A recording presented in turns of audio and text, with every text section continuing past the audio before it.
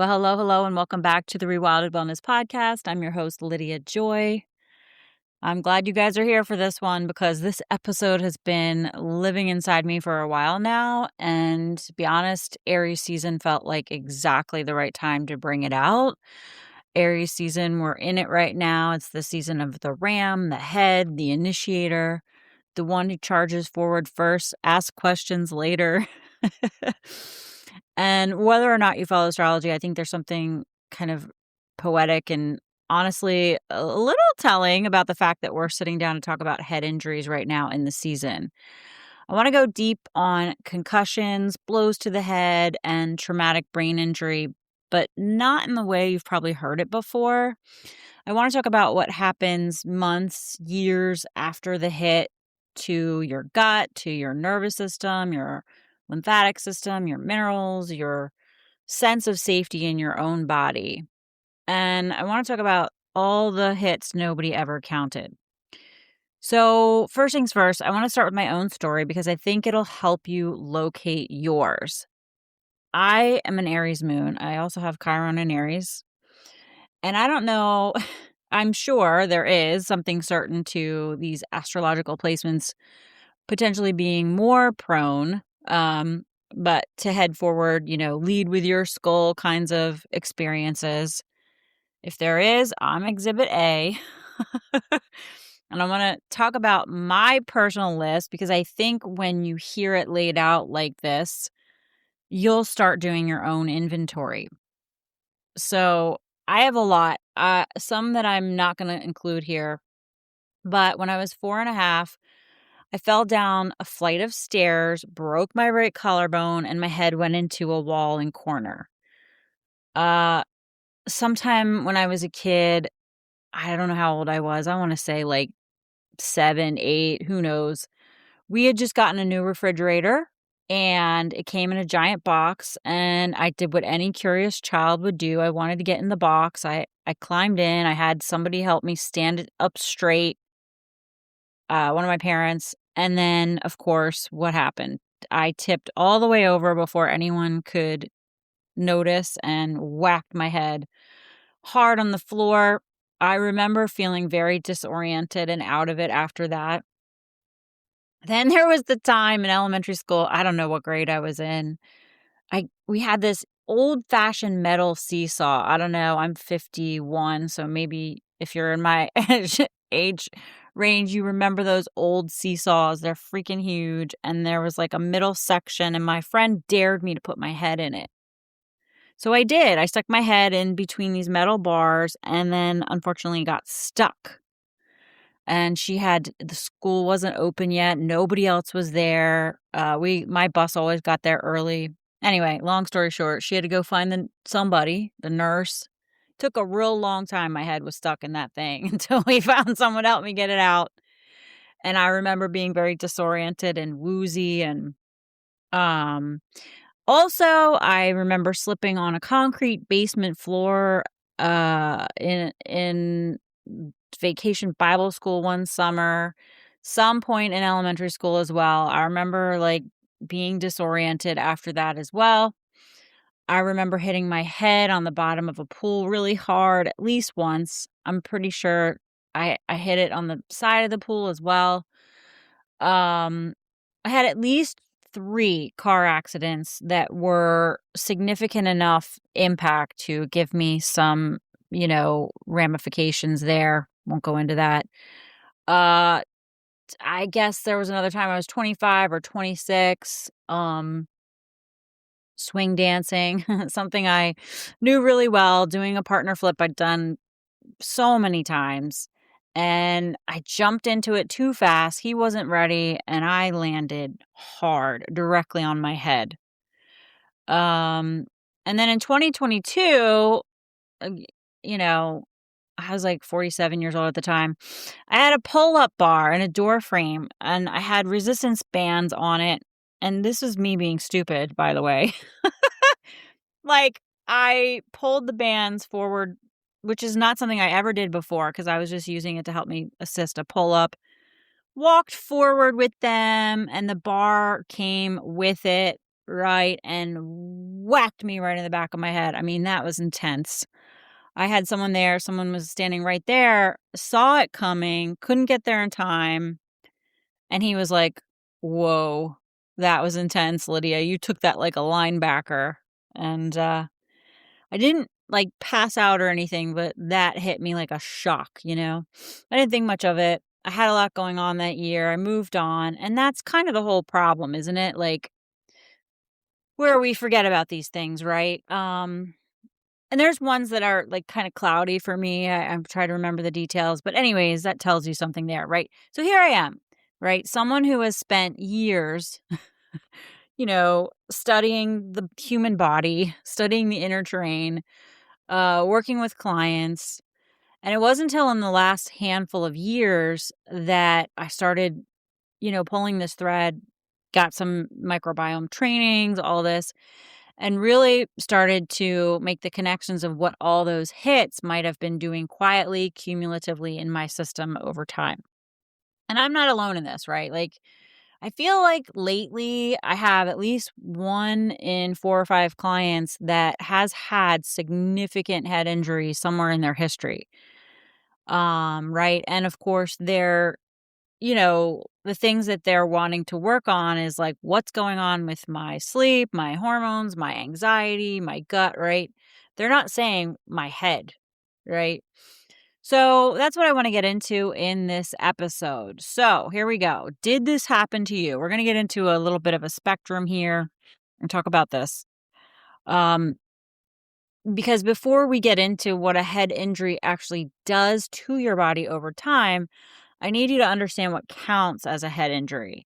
Because I think a lot of people are going to hear this episode and think, oh, this isn't about me. I never had a concussion. And I gently want to push back on that just a little bit because first, I think the language could be a little bit confusing. Even in medicine, right? We have the terms concussion and TBI, which stands for traumatic brain injury.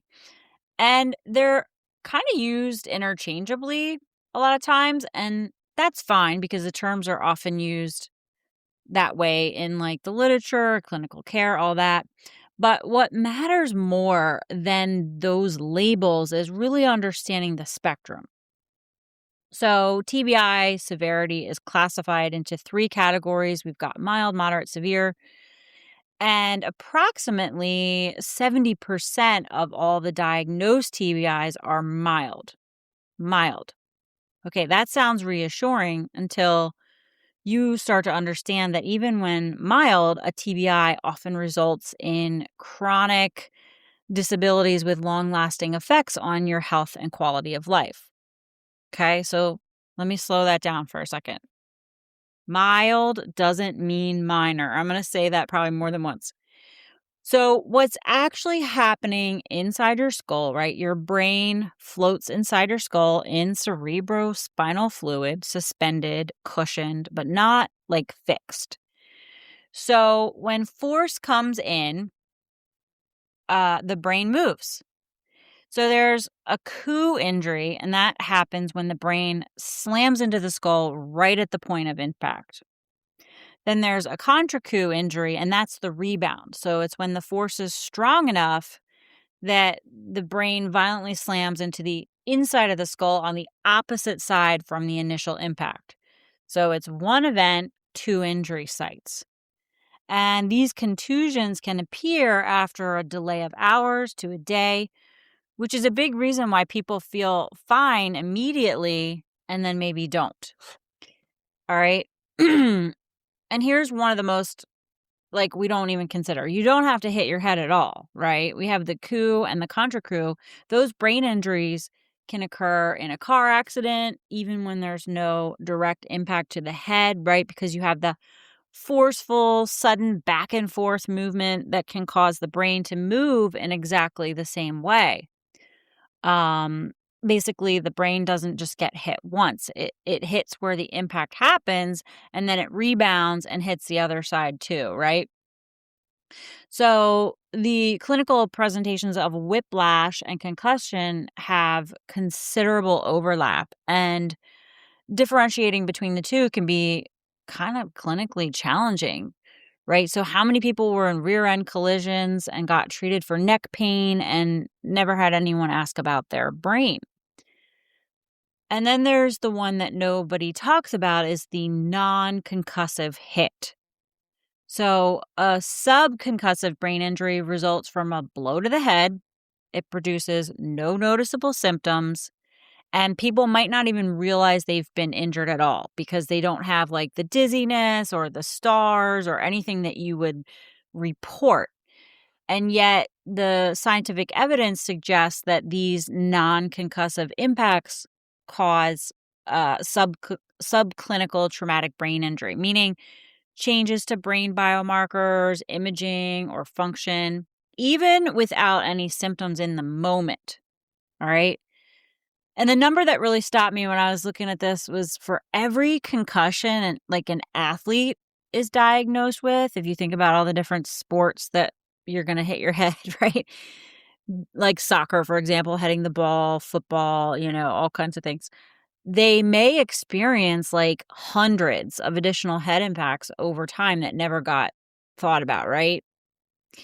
Um, so I just want to be clear that the diagnosed concussion isn't necessarily the hardest hit. It's just the one that got noticed for whatever reason.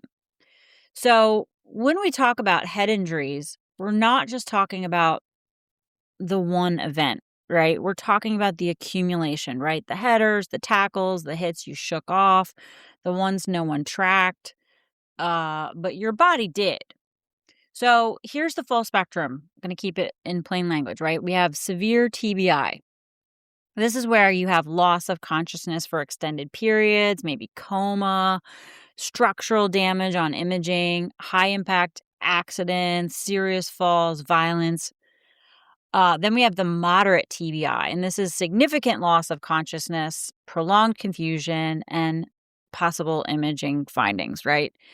Then there's the mild TBI or the concussion, and this is the most common category, and it may or may not involve losing any sort of consciousness. It could be brain fog, dizziness, headache, light sensitivity. And this is what most people have had and never fully named or treated or got support for. And then we have the subconcussive and non-concussive hits where there's no symptoms in the moment, but they are the hits that accumulate over time, right? Like the soccer headers, the tackles, the physical altercations, the ones you shook off. Why I didn't want my son to become an MMA fighter because I knew too much about the brain. And then the category I think about most with my clients is the forgotten one, right? Like mine, for example, the hit that happened during a hard or busy season of life, the one you just got up and moved on from, right? It didn't seem serious enough to track. You fell off a ladder, it hit your head, you whatever, right? Um, but your body registered it. Your nervous system reorganized around it. So there's a lot of everyday scenarios that we could all recognize. Maybe I've had clients tell me all kinds of different ones. Maybe you hit your head on a cabinet. Maybe something fell out of a closet and hit you on the head. It was heavy. A car door bashed your head into a low ceiling. Ever done that? Tall people. And then you feel briefly off, right? Or you just fell and hit the back of your head. You were in a car accident, especially the rear end kind. You took an elbow or a ball to your head during playing some type of sport, right? Maybe you were in a physical altercation. You hit the bottom of a pool. That happened to me. You played years of contact sports, even recreationally. All right. So you get the point, right? Currently available imaging technologies and blood tests can't always detect damage from mild concussive injury. So people get cleared, they get sent home, they're told they're fine. But, normal imaging doesn't mean nothing happened. All right, so this is the part I want you to hear, especially if you've been listening to my podcast for a while, because it's always all about your history and your terrain. In my last episode, I talked about mold, okay? And I mentioned mold brain really briefly. And what happens neurologically when you're exposed to mycotoxins from a water damaged building, um, it actually looks similar to what happens after a head injury.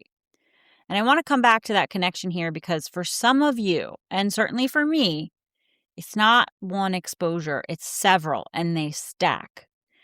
There are several small studies that concluded that neurologists could not differentiate between people with repeated mold exposure and people with mild to moderate traumatic brain injury.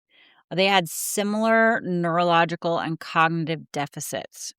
So let's think about what that means for a second. The brain under mold and the brain after a concussion look that similar to trained clinicians. Okay, so neuropsychological testing on people exposed to mold showed impairments similar to those seen in traumatic brain injury: impaired learning, slowed processing, cognitive fog, emotional dysregulation. And both involve neuroinflammation. Both disrupt the blood-brain barrier. They affect the lymphatic clearance system, the limbic system, and cause gut dysfunction through overlapping pathways. So, if you've had head injuries and mold exposure, or head injuries and chronic stress, or head injuries and a significant illness, your system may be carrying a compounded load that no single lens has ever fully seen, right? And that was certainly true for me. And it's something that I'm watching closely in my practice with my clients. You are not any one thing, right? Your history's layered. And so the work we do has to be layered too. So, what is it doing to your body? Okay, now that you know where you might sit on this spectrum, let me tell you what the research says is actually happening inside the body after one of these events, especially when it goes unaddressed.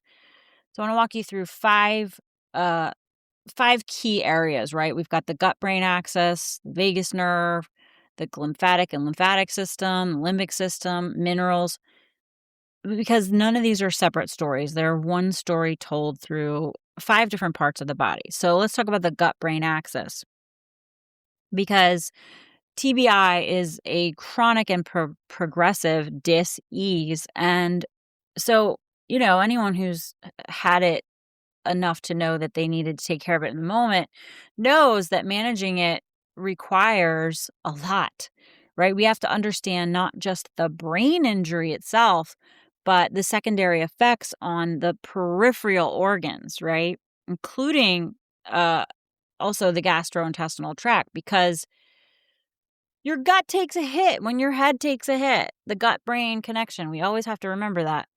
And so TBI induces a stress response, and that impacts your autonomic nervous system control of your gut function, which can lead to dysmotility and then the increased mucosal permeability, right? Leaky gut. I have a whole episode on that. I did my whole gut terrain map series as well. And so this is a downstream consequence of a head injury, right? And most people have no idea that's even possible.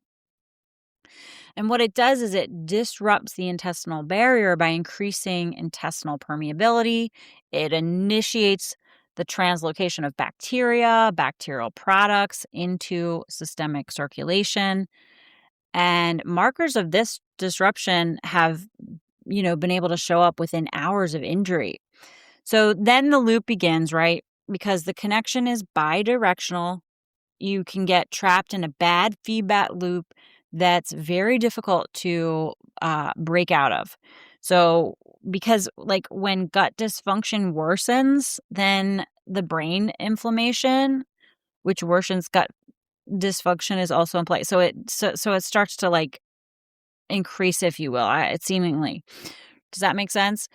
And I found, when I was researching over the years, especially in the microbiome world,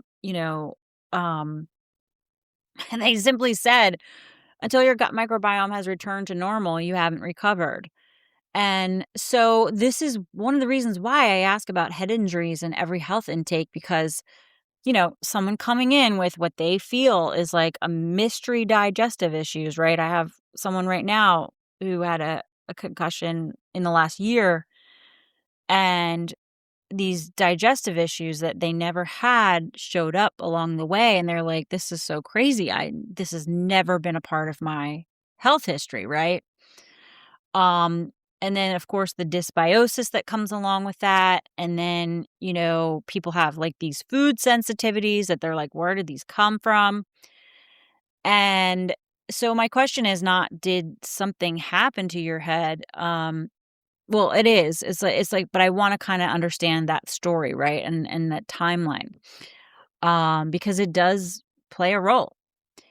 So then we have the vagus nerve. Um, right? That I have an episode on that as well. If you can go back and just find all these episodes if you want to geek out. But I think most people following me are literate enough to understand the vagus nerve is a big deal. And it's basically your brain to gut superhighway, right? That main channel of your parasympathetic nervous system, your rest and digest mode. And brain injury shuts down the parasympathetic activity of the vagal nerve in favor of vigilant sympathetic activity. And when that happens, vagal inhibition starts to reduce your uh, digestive enzyme production. It disturbs your gut homeostasis. And eventually it leads to dysbiosis, even SIBO, basically a pro-inflammatory state. So damage or pressure to the vagus nerve after a head injury um, can contribute to inflammation and symptoms that even can look like things like PTSD or chronic pain or chronic fatigue syndrome, IBS, right? So if you take nothing else from this section, hear this. And this is what the research shows. And again, research is always developing. We're always learning more, but it's showing that 40% of concussion patients experience autonomic dysfunction. That's close to half. I would wager a bet we're going to find more over time. So, living in a body stuck in high alert with a nervous system that got knocked off its axis and never quite found its way back, right? We have a lot of that going on in the collective, and not everyone is connecting it back to their head. Now, we have to talk about the glymphatic system and lymphatic system. And this is important because when I think about, especially the lymphatic system, it really helped me kind of change how I think about brain health, because we know that the brain has its own waste clearance system, which is the lymphatic system. And it runs primarily when you're sleeping, right? Because it's flushing out the metabolic debris. It's getting rid of inflammatory proteins, any kind of like neurotoxic waste, if you will. And this system is damaged in the acute phase following even a mild concussion, right? Due to any changes in the water channels and astrocytes. And that results in reduced potential for waste removal. Now, a lot of people who've had head injuries in my practice have told me suddenly their sleep was shot to shit for a while. So if you're not sleeping, your lymphatic system is not as efficiently able to clear out all that waste, right? And then the meningeal lymphatics, okay? This drains the cerebrospinal fluid into the lymph nodes in the neck. And they can show severe deficits in drainage that begin within hours of even mild brain trauma and can persist for a couple of months post-injury. So basically, after a head injury, the brain can start accumulating waste and inflammatory debris that it's normally supposed to clear out, but now it cannot do that as efficiently, right? And that sleep disruption that I mentioned that so many people experience after a head injury, it definitely makes it worse. So it's like the system that the brain needs the most to heal is like one of the things being the most disrupted. And I think, for a lot of people, that's why they have to do the cranial work, any like maybe even manual lymphatic drainage, especially in your head, neck, and, um, you know, upper body, right? You can look up Dr. Perry's Big Six. It's starting to trend. People are doing it. That's really helpful. Um, but, and then the sleep, huge. Sleep quality is huge. And these are not optional when you're trying to recover. They end up becoming like a crucial part, a foundational part of like your recovery. So then we get into the limbic system, right? This is your amygdala, your hippocampus, your emotional and threat processing center, and that takes a very specific hit with head injury. There's a lot of research that suggests that mild TBI can exacerbate the impact of the brain microstructure on PTSD symptoms, especially within regions known to be vulnerable to chronic stress.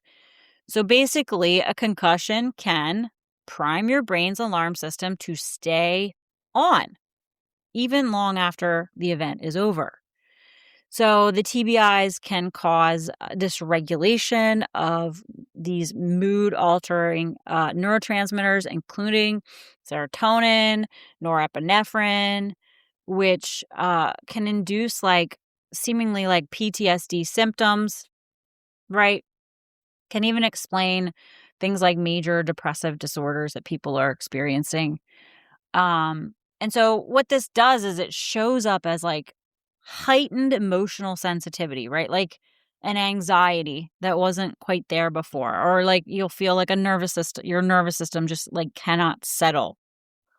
Um, you feel like a different version of yourself, and a lot of times people are like trying to attribute these things to like there's hormones or something, right? Or oh, I'm just stressed, or, oh, I'm burned out, right? And those are real too. But there could be, like, I keep returning to the head injury question because there could be these things that set you off more than you realize, right?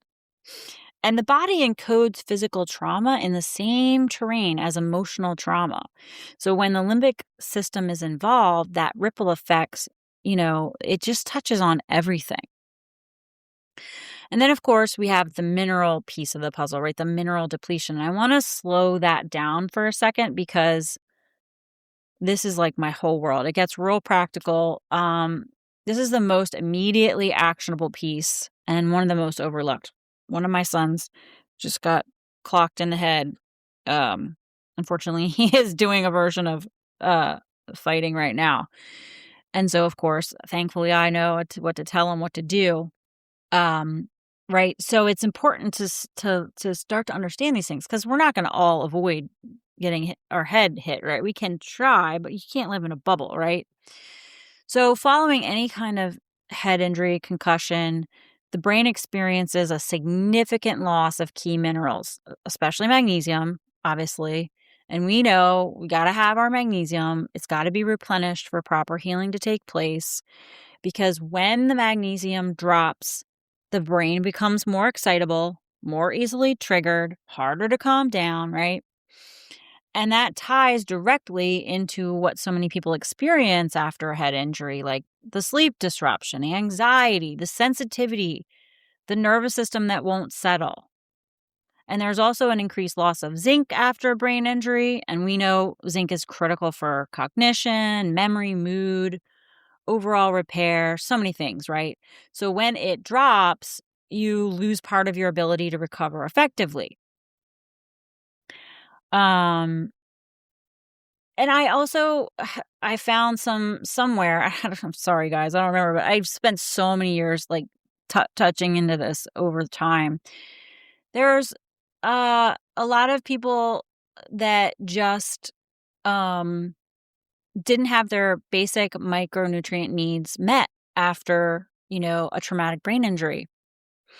So, you know, it's like, okay, well, if that's true, then why aren't we, you know, remineralizing and giving people these core nutrients that they need, right? We already know it's hard to do these days. So why are we not including this into like the standard care practices if we have seen this, right?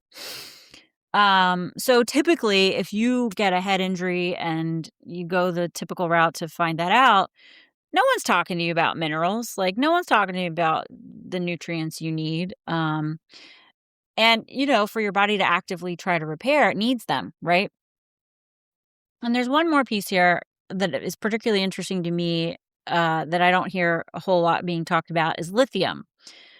Obviously, I'm not talking about pharmaceutical lithium. I'm talking about a trace mineral, lithium, nutritional lithium. And it actually plays a really important role in how the brain regulates and protects and repairs itself. So, after a head injury, we know that the brain is in that state of inflammation, excitability, vulnerability. And lithium can really help to buffer that because it supports neuroprotection. It helps with the reduction of inflammation and the repair and growth of your neurons. So basically it helps the brain not overreact, right? And it helps it rebuild more effectively. So this is something I've paid attention to closely in my work when I look at hair tests.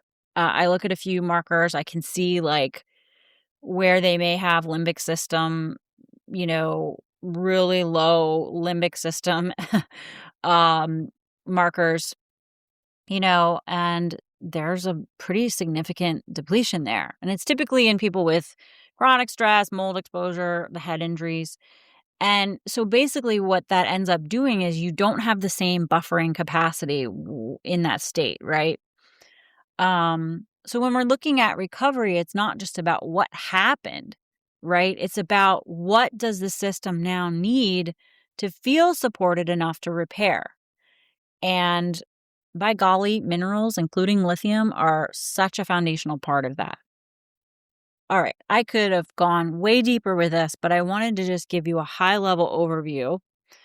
And I want you to walk away today, like understanding that a concussion is not just a brain event, it's like a whole body reorganization. It touches your gut microbiome, your vagal tone, your lymphatic drainage, your emotional regulation, your mineral stores. It can look like anxiety. It can look like IBS. It can look like hormonal chaos. It can look like a nervous system that's just tired and wired, right? And because we live in a culture that says it was mild or you didn't lose consciousness or you seem fine, so many people never connect what happened to their head with what started happening in their body. And then, of course, when you layer on top of that any other things like mold exposure, chronic stress, illness, whatever it may be, the compounding effect becomes more significant, right? Um, our bodies, you guys, our bodies aren't actually like dramatic. They're just keeping the score, right? Um, so I do ask my clients if they've ever had a head injury because more often than not, it ends up just being a part of the story. And I just want people to be aware, not to send anyone into some kind of spiral, right? But it could be a thread that might be worth pulling. It could be something that's playing a role for you. And so for me, like understanding that about my life history and what's happened to me, it just gives me more context to sit with, and understand why my terrain may have the challenges it has had, right? To me, it's very helpful to understand. And, then it's just a place that we can work from versus like react to. Do you see what I'm saying? So, if this episode had you thinking about your own history, your own list of hits that you took and moved on from, don't ignore that. This thread could be worth pulling on. And if you're starting to connect the dots between your head, your gut, your nervous system, how your body has been feeling, that's exactly the work I do. Um, Inside my client program, Minerals and Microbes, you don't have to figure this out on your own. You can reach out email me or just learn more through the link in the show notes below. Read it over. If you find yourself in it, you're welcome to join and get support. And, if this this episode, if it helped you understand your body in a new way, please, by all means, share it. I love it when people share this work with others, especially with anyone who maybe has more of the situation where it would happen, like parents of athletes, right? Or, people who've been in a lot of accidents, or, just with anyone who has a loved one who can't fully explain why they don't feel like themselves anymore. So I appreciate you for being here, for taking the time to tune in. And until next time, take care of your heads, your gut, each other. Stay wild, stay well. I'll be back real soon.